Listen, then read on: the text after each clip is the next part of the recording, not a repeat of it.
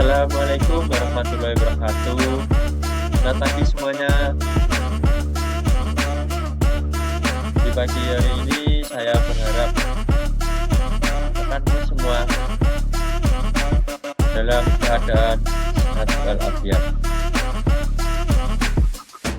Dalam kesempatan kali ini, saya akan menjelaskan beberapa peraturan menteri yang ada kaitannya dengan stasiun, ASP, serta PPKH. Sebelum saya menjelaskan lebih detail, ada baiknya saya sebagai taruna media Abdul Rasid Ardiansyah, NIT 2240491, program studi manajemen perkeretaapian 2C, akan menjelaskan peraturan menteri yang berkaitan tentang stasiun, ASP, serta PPKH. Untuk penjelasan pertama, saya akan menjelaskan tentang peraturan menteri nomor 33 tahun 2011, yang dimana peraturan menteri tersebut menjelaskan tentang jenis stasiun, kelas stasiun, serta kegiatan yang berada di stasiun kereta api. Langsung saja. Di sini saya akan menjelaskan berdasarkan bab 1 pasal 1 dari PM 33 tahun 2011, di mana ketentuan umum ataupun beberapa pengertian dari apa itu kereta api, apa itu fasilitas pengoperasian kereta api, apa itu jalur kereta api, apa itu fasilitas penunjang. Di sini saya akan menjelaskan satu persatu. Langsung saja, apa itu yang dimaksud dengan kereta api? Nah, sesuai dengan bab 1 pasal 1 sendiri, kereta api adalah sarana perkeretaapian dengan tenaga gerak, baik berjalan sendiri maupun dirangkaikan dengan sarana perkeretaapian lainnya, yang akan ataupun sedang bergerak di jalan rel yang terkait dengan perjalanan kereta api. Itu pengertian yang kedua, yaitu fasilitas pengoperasian kereta api. Yang dimaksud dengan fasilitas pengoperasian yaitu segala fasilitas yang diperlukan agar kereta api tersebut dapat dioperasikan. Lalu pengertian yang ketiga ada jalur kereta api. Apa sih itu jalur kereta api? Nah, sesuai dengan pengertian dari bab 1 pasal 1 sendiri, jalur kereta api adalah jalur yang terdiri atas rangkaian peta jalan rel yang meliputi ruang manfaat jalur kereta api, ruang milik jalur kereta api, dan ruang pengawasan jalur kereta api, termasuk bagian atas dan bawahnya yang diperuntukkan bagi lalu lintas kereta api yang ada di suatu stasiun. Lalu pengertian yang terakhir yaitu ada fasilitas penunjang. Untuk pengertian sendiri yaitu segala sesuatu yang melengkapi penyelenggaraan angkutan kereta api yang dapat memberikan kemudahan, kenyamanan, dan keselamatan bagi pengguna jasa kereta api yang ada di stasiun. Nah, pasti kalian bertanya-tanya, apa sih itu stasiun kereta api? Nah, di sini tuh saya akan menjelaskan pengertian stasiun kereta api itu berdasarkan bab 2 pasal 2. Nah, di mana dalam pasal 2 tersebut pengertian kereta api berbunyi prasarana kereta api sebagai tempat pemberangkatan dan pemberhentian kereta api. Nah, untuk bagaimana dijelaskan dari pasal 2 tersebut, fungsi kereta api tersebut itu untuk pemberangkatan serta pemberhentian kereta api. Nah, untuk jenis-jenis stasiun kereta api tersebut ada 3 jenis. Yang pertama ada stasiun penumpang, lalu ada stasiun barang, dan yang ketiga ada stasiun operasi. Nah, di mana dalam jenis-jenis tersebut terdapat beberapa pengertian masing-masing sebagaimana fungsi yang akan dijelaskan. Untuk pengertian stasiun penumpang sendiri yaitu stasiun kereta api yang diperlukan maupun untuk keperluan naik turun penumpang. Lalu yang kedua ada stasiun barang. Stasiun barang sendiri menurut bab 2 pasal 3 merupakan stasiun kereta api untuk keperluan bongkar muat barang. Lalu yang ketiga ada stasiun operasi, di mana stasiun operasi tersebut digunakan untuk keperluan pengoperasian kereta api. Lalu pada bab 2 pasal 5 terdapat beberapa fasilitas, di antaranya pada stasiun penumpang, yaitu memiliki fasilitas keselamatan, keamanan, kenyamanan, naik turun penumpang. Lalu ada penyandang cacat. Keenam ada kesehatan. Ketujuh ada fasilitas umum. 8 fasilitas pembuangan sampah. Dan yang terakhir ada fasilitas untuk papan informasi. Lalu pada bab 2 pasal 6, stasiun barang sendiri juga memiliki beberapa fasilitas, seperti diantaranya ada keselamatan, keamanan, bongkar muat, fasilitas umum, dan pembuangan sampah. Lalu pada stasiun operasi sendiri juga memiliki fasilitas yang diantaranya ada keselamatan serta operasi kereta api. Dalam fasilitas tersebut tertuang pada bab 2 pasal 8. Lalu pada bab 2 pasal 9 ada beberapa kegiatan di stasiun bagaimana yang dimaksud dalam pasal 4 sendiri, yaitu kegiatan berada di stasiun ada kegiatan pokok, lalu ada kegiatan usaha penunjang, dan kegiatan jasa pelayanan khusus.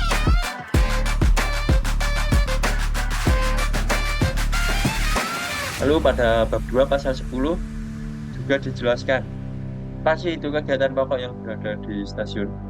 Untuk kegiatan pokok yang berada di stasiun sendiri dalam pasal 9 huruf A meliputi 1. Melakukan pengaturan perjalanan kereta api.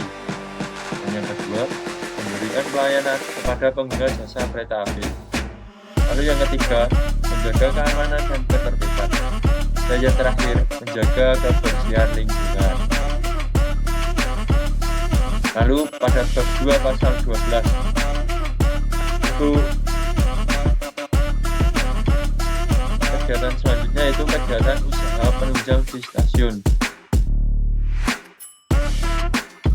Dalam kegiatan usaha penunjang stasiun dapat dilakukan oleh penyelenggaraan prasarana perkeretaapian dengan ketentuan yang pertama tidak mengganggu pergerakan kereta api, yang kedua tidak mengganggu pergerakan penumpang atau barang, dan yang ketiga menjaga ketertiban keamanan, dan yang terakhir menjaga kebersihan lingkungan. Lalu jenis kegiatan yang ketiga yaitu penyelenggaraan prasarana perkeretaapian. Yang dimaksud di sini yaitu penyelenggaraan prasarana perkeretaapian dalam melaksanakan kegiatan usaha penunjang harus mengutamakan pemanfaatan ruang untuk keperluan kegiatan pokok stasiun. Nah, di sini saya akan menjelaskan stasiun kereta api sendiri menurut bab 2 pasal 4, yaitu di stasiun sendiri memiliki emplasmen stasiun serta bangunan stasiun. Nah, untuk emplasmen stasiun sendiri yaitu terdiri atas jalan rel, fasilitas pengoperasian kereta api, dan drainase. Lalu untuk bangunan stasiun sendiri yaitu terdiri dari gedung, instalasi pendukung, serta peron.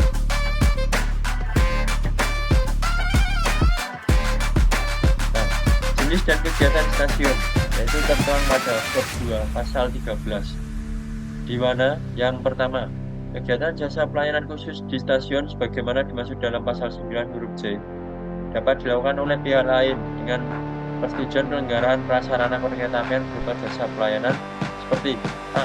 Ruang tunggu penumpang, B. Bongkar muat barang, C. Pergudangan, D. Parkir kendaraan, dan E. Penitipan barang. Lalu jenis kegiatan yang kedua yaitu penyelenggaraan prasarana perkeretaapian dapat menggunakan tarif pada pengguna jasa pelayanan khusus bagaimana dimaksud pada ayat 1. Lalu yang ketiga ada persetujuan bagaimana dimaksud pada ayat 1 dapat diberikan oleh penyelenggaraan prasarana perkeretaapian apabila fasilitas bagaimana dimaksud dalam pasal 5, pasal 6, dan 8 telah terpenuhi. Nah, untuk jenis-jenis stasiun sendiri, apalagi dalam stasiun penumpang itu dikelompokkan ada 3 kelompok. Yang pertama itu ada kelas besar, sedang, maupun kecil, yaitu tertuang pada bab 4 pasal 14. Lalu yang kedua ada pengelompokan kelas stasiun sebagaimana yang dimaksud pada ayat 1 dilakukan berdasarkan kriteria. Yang A ada fasilitas operasi, lalu ada jumlah jalur, C ada fasilitas penunjang, lalu yang D frekuensi lalu lintas, E jumlah penumpang, dan F jumlah barang. Lalu pada bab 4 pasal 14 kelas stasiun sebagaimana dimaksud pada ayat 1 dihitung berdasarkan perkalian bobot setiap kriteria dan nilai komponen. Itu pada bab 4 pasal 14 sendiri yaitu tentang tata cara penetapan klasifikasi stasiun kereta api. Lalu ada bab 4 pasal 15 yang dimaksud di sini yaitu bobot yang diberikan untuk masing-masing kriteria sebagaimana dimaksud dalam pasal 14 ditentukan status angka kredit dengan pembagian sebagai berikut. A. Fasilitas operasi maksimum 25 angka kredit. B. Jumlah jalur maksimum 20 angka kredit. C. Fasilitas penunjang maksimum 15 angka kredit. D. Frekuensi lalu lintas maksimum 15 angka kredit. E. Jumlah penumpang maksimum 20 angka kredit. Serta F. Jumlah barang maksimum 5 angka kredit.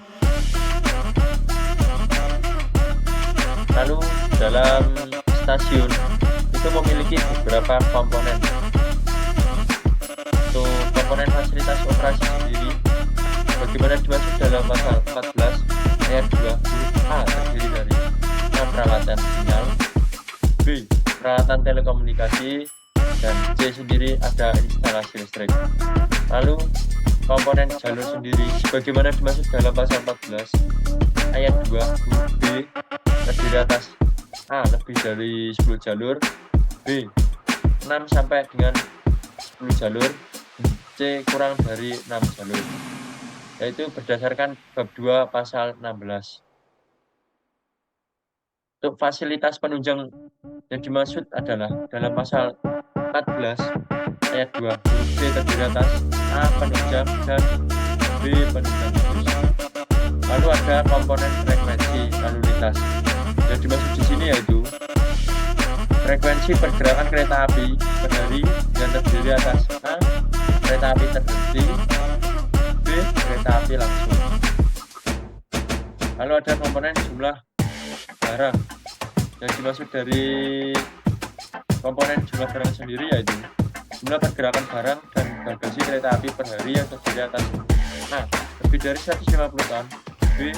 100 sampai 150 ton, C. Kurang dari 100 ton. Lalu yang keenam ada komponen jumlah penumpang. Yang dimaksud dengan komponen jumlah penumpang sendiri yaitu jumlah pergerakan penumpang kereta api per hari yang terdiri atas A. Lebih dari 50.000, B. 10.000 sampai dengan 50.000. Lalu yang C kurang dari 10.000. Berikutnya saya jelaskan tetap berada pada bab 2 pasal 16. Lalu tata cara penetapan klasifikasi stasiun selanjutnya yaitu pada bab 4 pasal 17 tentang rincian angka kredit untuk masing-masing komponen kriteria sebagaimana dimaksud dalam pasal 18 termuat dalam lampiran peraturan ini.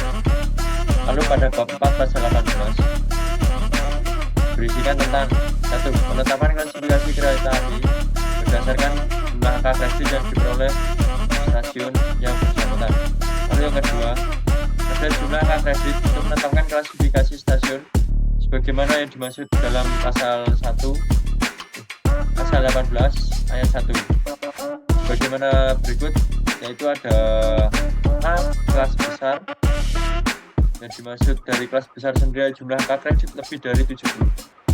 Lalu yang B, ada kelas sedang. Itu jumlah angka kredit lebih dari 50 sampai 70. Lalu yang C ada kelas kecil. Jumlah angka kredit kurang dari 50. Lalu bab 4 pasal 19 berisikan tentang klasifikasi stasiun kereta api ditetapkan dengan peraturan menteri sendiri berdasarkan penilaian dan setiap 3 tahun dilakukan evaluasi. Lalu pada bab 5 pasal 20 berisikan tentang klasifikasi stasiun kereta api dalam waktu 1 tahun sejak ditetapkannya peraturan ini harus telah ditetapkan. Nah, pada penjelasan berikutnya itu saya akan menjelaskan peraturan menteri nomor 29 tahun 2011, yaitu berisikan tentang persyaratan teknis bangunan stasiun kereta api. Nah, untuk maksud dan tujuan, apa sih itu persyaratan teknis bangunan stasiun kereta api? Untuk maksudnya sendiri yaitu peraturan ini dimaksudkan sebagai pedoman teknis bagi penyelenggara prasarana perkeretaapian dalam membangun stasiun kereta api untuk menjamin keselamatan, keamanan, dan kelancaran perjalanan kereta api, naik turun penumpang, serta bongkar muat barang. Lalu untuk tujuan pada PM ini yaitu bertujuan agar stasiun kereta api yang dibangun dan digunakan berfungsi sesuai peruntukannya dan memiliki tingkat keandalan yang tinggi, mudah dirawat dan dioperasikan. Nah, untuk bangunan stasiun sendiri yang dimaksud pada pasal 3 ayat 3 terdiri atas A. Gedung, B. Instalasi pendukung, serta C. peron. Untuk pasal 4 sendiri yaitu berisikan 1. Gedung pada bangunan stasiun sebagaimana dimaksud dalam pasal 3 ayat 3 huruf A menurut kegiatannya terdiri atas A. Gedung untuk kegiatan pokok, B. Gedung untuk kegiatan penunjang, dan C. Gedung untuk kegiatan jasa pelayanan khusus. Lalu untuk isi ayat 2, gedung untuk kegiatan pokok sebagaimana dimaksud pada ayat 1 huruf A merupakan tempat yang dilakukan untuk A. Pengaturan perjalanan kereta api, B. Pelayanan kepada pengguna jasa kereta api, C. Keamanan serta ketertiban, dan D. Kebersihan lingkungan. Untuk pasal 4 sendiri ayat 3, gedung untuk kegiatan penunjang yang dimaksud di sini yaitu sebagai tempat kegiatan untuk mendukung penyelenggaraan perkeretaapian. Lalu pada ayat 4 sendiri menjelaskan tentang gedung untuk kegiatan jasa pelayanan khusus. Untuk pengertiannya sendiri yaitu gedung tersebut digunakan untuk kegiatan yang menyediakan jasa pelayanan khusus.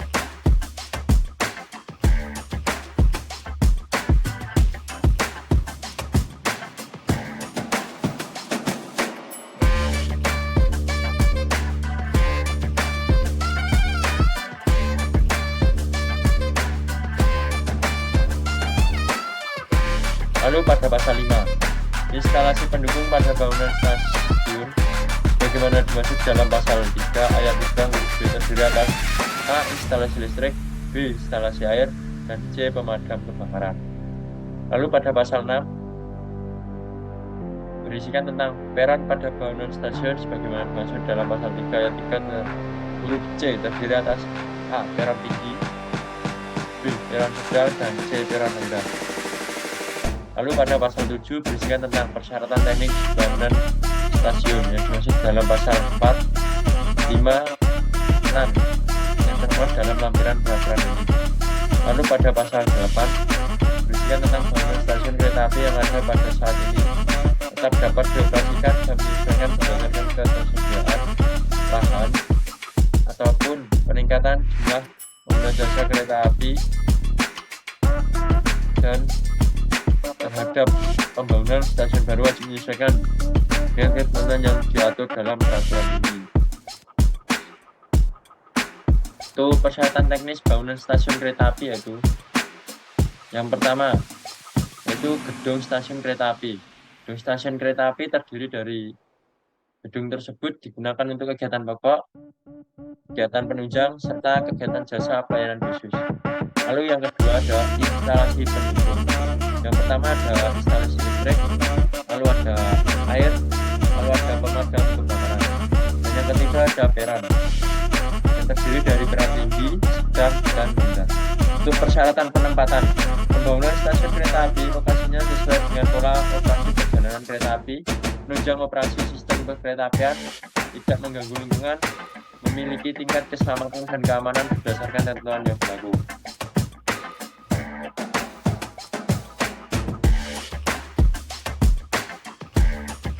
Lalu persyaratan teknis yaitu menjamin konstruksi, material, desain, ukuran, kapasitas bangunan sesuai dengan standar layakan, keselamatan dan keamanan serta kelancaran sehingga seluruh bangunan stasiun dapat berfungsi secara lancar dalam kurun waktu sesuai menurut teknis bangunan. Lalu ada definisi dari beberapa pengertian dari beberapa jenis dari stasiun, gedung stasiun, lalu ada bangunan stasiun. Nah, yang dimaksud dengan bangunan stasiun kereta api adalah bangunan untuk keperluan operasional kereta api yang terdiri dari gedung, instalasi pendukung, dan peran. Lalu yang ke B, ada gedung stasiun kereta api adalah gedung untuk operasional kereta api yang terdiri dari gedung untuk kegiatan pokok, gedung untuk kegiatan penunjang, dan kegiatan pelayanan khusus. Lalu yang C, ada gedung stasiun, yaitu digunakan untuk kegiatan pokok kereta api dalam gedung yang berfungsi untuk menunjang kegiatan pokok di stasiun. Lalu ada fungsi, di sini yang dimaksud dengan fungsi gedung stasiun kereta api yaitu digunakan untuk melayani pengaturan perjalanan kereta api dan pengguna jasa kereta api. Jelaskan beberapa jenis. Yang pertama untuk gedung untuk kegiatan pokok yang terdiri atas 1 hal, 2 perkantoran kegiatan stasiun, 3 loket karcis, 4 ruang tunggu, 5 ruang informasi, 6 ruang fasilitas umum, 7 ruang fasilitas keselamatan, 8 ruang fasilitas keamanan, 9 ruang fasilitas penyandang cacat maupun lansia, dan yang terakhir ada ruang fasilitas kesehatan. Lalu yang jenis yang kedua itu kegiatan penunjang stasiun yang kereta api terdiri dari 1 pertokoan, 2 restoran, 3 perkantoran, 4 parkiran, 5 hotel, 6 ruang lain yang digunakan untuk penunjang. Jenis yang ketiga sendiri yaitu jenis gedung untuk kegiatan jasa pelayanan khusus yang terdiri dari 1 ruang tunggu penumpang, 2 bongkar muat barang, 3 gudangan, 4 parkir kendaraan, 5 penitipan barang, 6 ruang ATM, 7 ruang lain yang menunjang baik secara langsung maupun tidak langsung kegiatan kereta api. Persyaratan penempatan 1. Gedung kegiatan pokok yaitu persyaratannya 1. Lokasi sesuai dengan pola operasi perjalanan kereta api. 2. Menunjang operasi dalam sistem perkeretaapian. 3. Tata letak ruang sesuai dengan alur proses kedatangan dan keberangkatan maupun penumpang kereta api yang tidak ada, dan gedung layanan khusus di stasiun kereta api. Yang pertama, lokasi sesuai dengan lagi. pola operasi stasiun kereta api. B. Tata letak ruang tidak mengganggu. Pola proses kedatangan dan keberangkatan penumpang kereta api serta pengaturan perjalanan kereta api. Yang C. Menunjang kegiatan stasiun kereta api dalam rangka pelayanan penggunaan jasa stasiun. Yang D. Terjamin keselamatan dan keamanan operasi kereta api. Lalu persyaratan bangunan sendiri. Persyaratan bangunan terdiri dari beberapa syarat seperti 1. Konstruksi, material, desain, ukuran, dan kapasitas bangunan harus sesuai dengan standar kelayakan, keselamatan, keamanan, serta kelancaran sehingga seluruh bangunan stasiun dapat berfungsi secara handal. Lalu yang kedua, memenuhi persyaratan keselamatan dan keamanan dari bahaya banjir, bahaya petir, bahaya kelistrikan, dan bahaya kekuatan konstruksi. Ketiga, ada instalasi pendukung gedung sesuai dengan peraturan perundang-undangan tentang bangunan, mekanik, elektrik, dan pemimpinan gedung bangunan yang berlaku. Persyaratan bangunan dapat hitung-hitungan juga. Yang A, kelas bangunan ditetapkan untuk 1. Gedung kegiatan pokok dihitung dengan formula sebagai berikut. L besar sama dengan 0,64 meter kubik kali per orang dikali V kali L, di mana L sendiri luas bangunan meter kubik, V jumlah rata-rata penumpang per jam sibuk maupun 1 tahun, dan LF adalah load factor, yaitu 80% sendiri. Yang kedua, kegiatan penunjang dan gedung layanan jasa yang khusus di stasiun kereta api ditetapkan berdasarkan kebutuhan.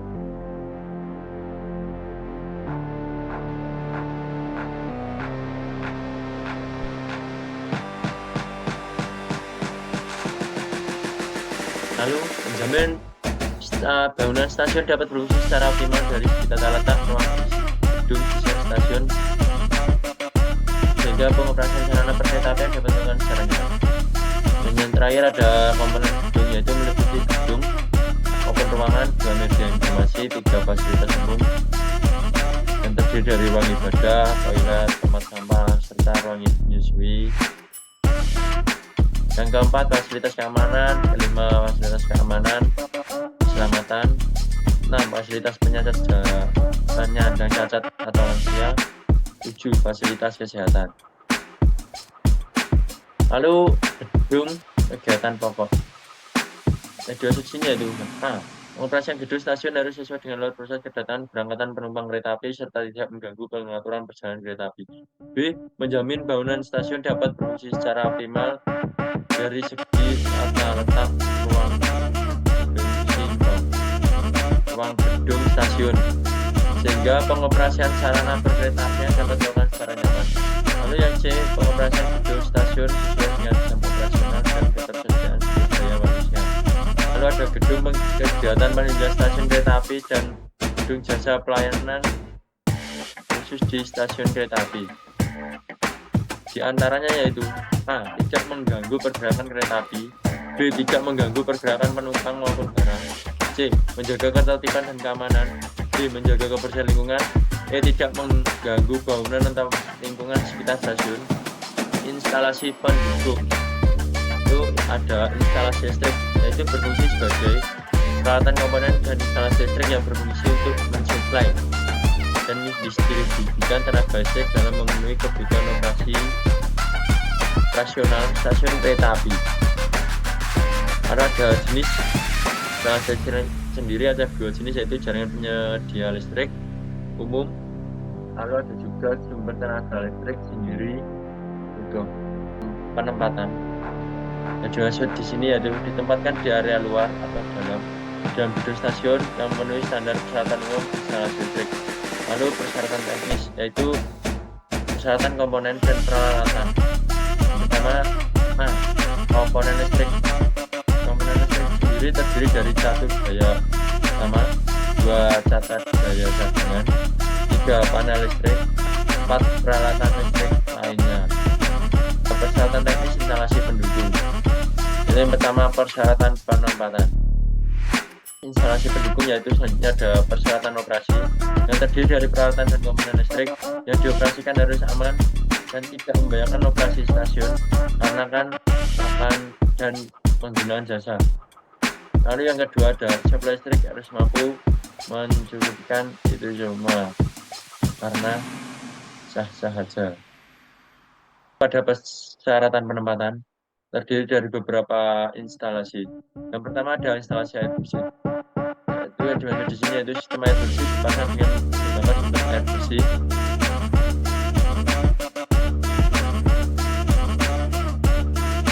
bersih yang mengalir, sistem distribusi dan penampungannya. Lalu yang kedua ada standar komponen dan peralatan air sesuai ketentuan yang di bidang gedung dan bangunan. Lalu yang B ada instalasi air kotor. 1. Sistem pembuangan air limbah atau danau kotor ini tidak dapat dimaksudkan standar komponen dan perhatian. Ada persyaratan penempatan. Ada persyaratan operasi, di mana instalasi air bersih memiliki beberapa syarat seperti ketersediaan air bersih harus mampu memenuhi kebutuhan operasi stasiun kereta api. Kedua, ada sistem distribusi air bersih dan bangunan stasiun kereta api yang harus memenuhi debit air dan tekanan minimal yang disyaratkan. B. Instalasi air kotor. Pertama, harus mempertimbangkan jenis air limbah atau air kotor, diwujudkan dalam bentuk pemilihan sistem pengaliran dan pembuangan dan penggunaan peralatan yang dibutuhkan. 2. Pertimbangan tingkat bahaya air limbah atau air kotor diwujudkan dalam bentuk sistem pengelolaan dan pembuangannya. 3. Air limbah dapat mengandung bahan beracun dan berbahaya tidak boleh digabung dengan air limbah domestik. Yang keempat, air limbah yang berisi dengan bahan beracun dan berbahaya atau B3 harus diproses terlebih dahulu sesuai ketentuan yang berlaku. Lalu yang kelima, air limbah domestik sebelum dibuang saluran harus terbuka, harus diproses terlebih dahulu sesuai pedoman standar teknis yang berlaku. C. Komponen instalasi air, yaitu ada pipa air, kedua ada peralatan instalasi, dan yang ketiga ada penampungan air, serta yang keempat ada fasilitas dan peralatan instalasi lainnya. Pemadam kebakaran sendiri yang memiliki fungsi, yaitu sebagai fasilitas pemadam kebakaran jika terjadi gejala kebakaran gedung stasiun kereta api. Jenis untuk pemadam kebakaran sendiri yaitu ada hidran dengan selang ataupun tabung, lalu ada sprinkler. Saya akan menjelaskan tentang persyaratan penempatan. Ditempatkan di area yang strategis dan terjangkau. Jika terjadi kebakaran, dengan perhatikan tata ruang gedung yang tidak mengganggu pergerakan penumpang dan operasional kereta api. Persyaratan teknis. Yang pertama itu dari komponen instalasi kebakaran meliputi tabung pemadam kebakaran, selang tabung, juga fasilitas dan peralatan pemadam kebakaran lainnya. Yang kedua adalah persyaratan pemasangan, penempatan, dan operasi sesuai dengan standar nasional Indonesia yang berlaku di bidang pemadam kebakaran. Persyaratan teknis kebakaran sendiri aja. Belum persyaratan, saya akan menjelaskan fungsi peron, yaitu berfungsi sebagai tempat yang digunakan untuk aktivitas naik-turun penumpang kereta api. Jenis peron sendiri itu ada 3, peron tinggi, peron sedang, maupun peron rendah. Untuk persyaratan penempatan yaitu di tepi jalur atau side platform. Lalu yang kedua di antara dua jalur, island platform. Pertama, persyaratan pembangunan, yaitu jenis peron tinggi. 1. Peron tinggi peron 1000 mm diukur dari kepala rel. Yang kedua, peron sedang, tinggi peron 430 mm, peron sendiri yaitu 180 mm. Dari ketiga peron tersebut itu diukur dari kepala rel. 1. Peron tinggi, yaitu 1600 mm untuk jalan rel urusan dan 1650 mm untuk jalan rel gabungan. Peron sedang 1350 mm. Dan yang ketiga, peron rendah, jaraknya yaitu 1.200 mm. Dan persyaratan lainnya yaitu yang C, panjang peron sesuai dengan rangkaian terpanjang kereta api penumpang dengan informasi. Yaitu lebar peron dihitung berdasarkan jumlah penumpang dan menggunakan formula B sama dengan 0,4 mm per orang dikali P kali LX. B sendiri yaitu memiliki pengertian lebar peron per meter. P yaitu jumlah rata-rata penumpang per jam sibuk dalam 1 tahun. LF adalah load factor 80% dan I panjang peron sesuai dengan rangkaian terpanjang kereta api penumpang beroperasi. Dalam lebar peron menggunakan formula di atas tidak boleh peron dari ketentuan lebar peron minimal sebagai berikut.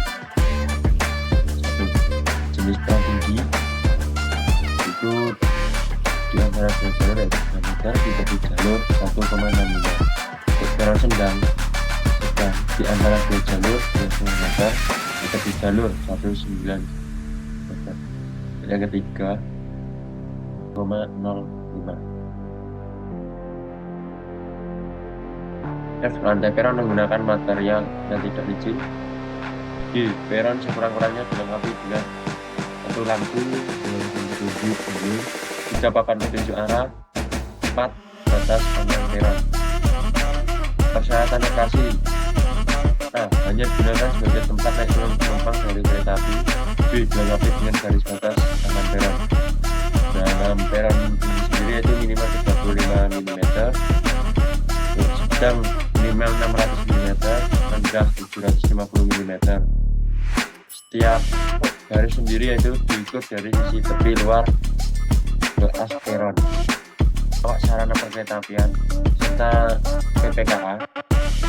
Nah, untuk awak sarana perkeretaapian yaitu tertuang dalam PM 18 tahun 2023 dan PPKA sendiri yaitu PM 19 tahun 2023. Untuk PM nomor 19 tahun 2023 menjelaskan tentang sertifikasi kecakapan pengaturan perjalanan kereta api dan pengendali perjalanan kereta api. Lalu pada PM nomor 18 tahun 2023 menjelaskan tentang sertifikasi kecakapan awak sarana perkeretaapian. Nah, kalian pasti bertanya-tanya, apa sih itu awak sarana perkeretaapian? Awak sarana perkeretaapian yaitu orang yang ditugaskan di dalam kereta api oleh penyelenggara sarana perkeretaapian selama perjalanan kereta api dengan memiliki standar kompetensi atau syarat kecakapan dan memiliki sertifikat atau tanda lulus pendidikan pelatihan awak sarana perkeretaapian. Awak sarana sendiri terdiri dari masinis serta asisten masinis. Nah, apa itu masinis? Berdasarkan dari PM 18 tahun 2023, ketentuan umum masinis yaitu awak sarana perkeretaapian yang bertugas mengoperasikan kereta api serta bertanggung jawab sebagai pemimpin dalam perjalanan kereta api. Lalu, apa sih itu asisten masinis? Berdasarkan PM 18 tahun 2003, asisten masinis sendiri yaitu awak sarana perkeretaapian yang ditugaskan untuk membantu masinis dalam mengoperasikan kereta api. Sertifikat kecakapan awak sarana perkeretaapian yaitu pada tingkat pertama itu harus memiliki tanda lulus pendidikan dan pelatihan awak sarana perkeretaapian tingkat pertama. Lalu yang kedua harus lulus uji kompetensi sebagai awak sarana perkeretaapian tingkat pertama. Lalu pada tingkat muda yaitu pertama bertugas sebagai awak sarana perkeretaapian tingkat pertama paling singkat 1 tahun atau 2000 jam yang dibutuhkan dengan melampirkan buku catatan jam kerja atau logbook yang telah disetujui oleh atasan. Lalu yang kedua ada lulus uji kompetensi sebagai awak sarana tingkat muda. Lalu tingkat madya yaitu 1. Bertugas sebagai awak sarana perkeretaapian tingkat muda paling sedikit 4 tahun atau 8.000 jam kerja yang dibuktikan dengan melampirkan buku catatan jam kerja pada logbook yang telah disetujui oleh atasan. Yang kedua, lulus uji kompetensi sebagai awak sarana perkeretaapian tingkat media. Syarat standar kompetensi awak sarana perkeretaapian. pada tingkat pertama, yaitu syaratnya harus mengetahui memahami peraturan perundang-undangan bidang kereta api, lalu mengetahui dan memahami tata cara berlalu lintas pengoperasian kereta api. Yang ketiga, mampu membaca pengaturan perjalanan kereta api yang berupa grafik perjalanan kereta api, maklumat perjalanan kereta api, dan warta maklumat kereta api. Yang keempat, mengetahui memahami pengetahuan di bidang sarana perkeretaapian, mampu mengoperasikan sarana perkeretaapian sesuai dengan bidang kecakapannya. Lalu pada tingkat muda, yaitu memiliki syarat 1. Standar kompetensi awak sarana perkeretaapian tingkat pertama. 2. Mengetahui dan memahami pengetahuan kepemimpinan sebagai pemimpin perjalanan kereta api. Yang ketiga, mampu memimpin dalam perjalanan kereta api. Yang keempat, mampu mengatasi kondisi tanggap darurat pada sarana perkeretaapian. Lalu pada tingkat media, yaitu syaratnya harus memenuhi standar kompetensi awak sarana perkeretaapian tingkat muda. Peralatan khusus, yaitu memiliki syarat yang pertama, memahami, menerapkan peraturan perundang-undangan bidang keretaapian. Dan kedua, memahami dan menerapkan tata cara berlalu lintas dan pengoperasian peralatan khusus. Dan yang ketiga, mampu membaca pengaturan perjalanan kereta api yang berupa grafik perjalanan kereta api, lalu maklumat perjalanan kereta api, serta warta maklumat kereta api. Lalu saya akan menjelaskan persyaratan untuk mendapatkan sertifikat kecakapan awak sarana perkeretaapian. Yang pertama itu harus sehat jasmani dan rohani. Yang kedua, tinggi badan tidak boleh rendah dari 160 cm. Dan yang ketiga, harus memiliki tanda lulus pendidikan paling rendah sekolah lanjutan tingkat atas atau sederajat dan telah memiliki jasa paket C. Yang keempat, memiliki tanda lulus pendidikan dan pelatihan awak sarana perkeretaapian. Dan yang kelima, lulus uji kompetensi bagi awak sarana perkeretaapian sesuai dengan sistem pengoperasionalnya. Berikut ini adalah contoh tanda atau kartu sarana perkeretaapian. Lalu selanjutnya, saya akan menjelaskan tentang PPKA. Apa sih itu PPKA? PPKA sendiri yaitu mengatur perjalanan kereta api.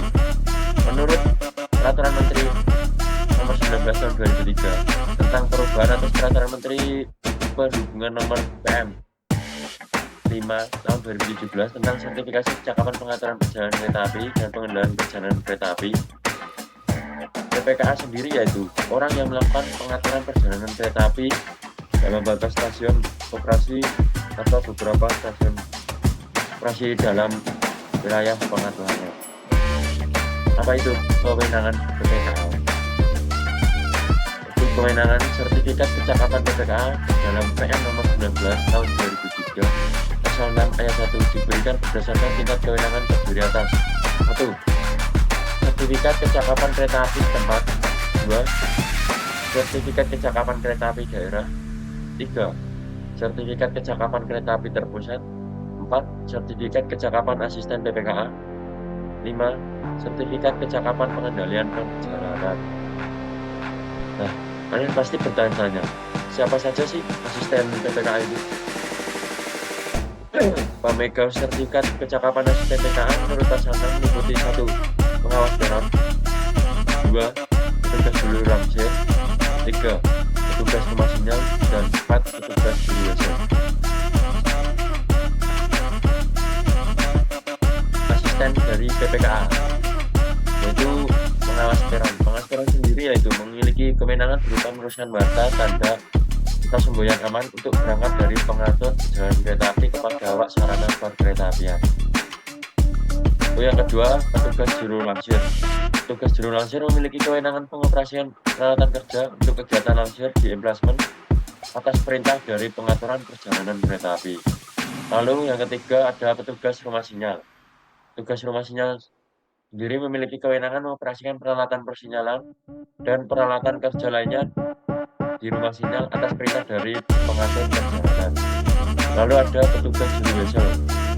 Petugas juru wesel memiliki kewenangan mengoperasikan peralatan wesel dan peralatan kerja di emplacement atas perintah dari pengatur perjalanan kereta api. Bagaimana sih standar kompetensi PPKA? Untuk standar kompetensi PPKN sendiri yaitu memiliki beberapa standar, seperti yang pertama mengetahui memahami peraturan perundang-undangan, dan yang kedua mengetahui memahami menguasai standar operasi prosedur, yang ketiga mengetahui memahami menguasai standar operasi prosedur teknis dan administrasi grafik perjalanan kereta api, maklumat kereta api, telegram maklumat, dan daftar waktu serta perubahan atau peraturan perjalanan kereta api. Selanjutnya bisa mengetahui memahami menguasai standar operasi prosedur persinyalan, telekomunikasi, dan listrik dalam pengoperasian kereta api. Di PPKA sendiri harus melalui beberapa tahapan seleksi untuk uji kompetensi kecakapan PPKA sendiri. Terdiri dari pertama itu uji teori, yang kedua ada uji praktek, ketiga ada tes kesehatan, dan yang keempat ada tes wawancara. Untuk persyaratan untuk mendapatkan sertifikat kecakapan pengaturan perjalanan kereta api setempat, itu harus sehat jasmani rohani, terus tinggi badan harus 160 cm, lalu lulus pendidikan paling rendah SMA atau sederajat. Untuk yang keempat, lulus pendidikan pelatihan pengaturan perjalanan kereta api setempat. Lalu persyaratan untuk mendapatkan sertifikat kecakapan pengatur perjalanan kereta api daerah. Yang pertama harus lulus uji kompetensi sebagai pengatur perjalanan kereta api setempat. Yang kedua telah bertugas sebagai pengatur perjalanan kereta api paling singkat 5 tahun. Lalu yang ketiga lulus pendidikan pelatihan pengendalian perjalanan kereta api. Yang keempat lulus uji kompetensi sebagai pengendali perjalanan kereta api. Lalu berikutnya ada persyaratan untuk mendapatkan sertifikat kecakapan pengaturan perjalanan kereta api terpusat. Untuk syaratnya, yang pertama itu telah bertugas sebagai pengatur perjalanan kereta api daerah paling singkat 3 tahun. Kedua, lulus pendidikan dan pelatihan pengaturan perjalanan kereta api terpusat. Yang ketiga, lulus uji kompetensi sebagai pengatur perjalanan kereta api terpusat. Persyaratan untuk mendapatkan sertifikat kecakapan pengendalian perjalanan kereta api. Syarat yang pertama yaitu telah bertugas sebagai pengatur perjalanan kereta api paling singkat 5 tahun. Yang kedua, lulus pendidikan dan pelatihan pengendalian perjalanan kereta api. Dan yang ketiga, lulus uji kompetensi sebagai pengendali perjalanan kereta api. Mendapatkan sertifikat kecakapan asisten pengatur perjalanan kereta api. Yang pertama, sehat jasmani dan rohani, tidak buta warna yang dibuktikan dengan surat keterangan sehat dan tidak buta warna dari unit pelayanan kesehatan. Yang kedua, tinggi badan tidak boleh rendah dari 155 cm. Yang ketiga, harus memiliki tanda lulus pendidikan paling rendah SMA atau sederajat. Yang keempat, memiliki tanda lulus pendidikan pelatihan asisten pengaturan perjalanan kereta api. Dan yang kelima, lulus uji kompetensi sebagai asisten pengatur perjalanan kereta api. Sekian dari penjelasan saya. Wabillahi taufiq wal hidayah. Wassalamualaikum warahmatullahi wabarakatuh.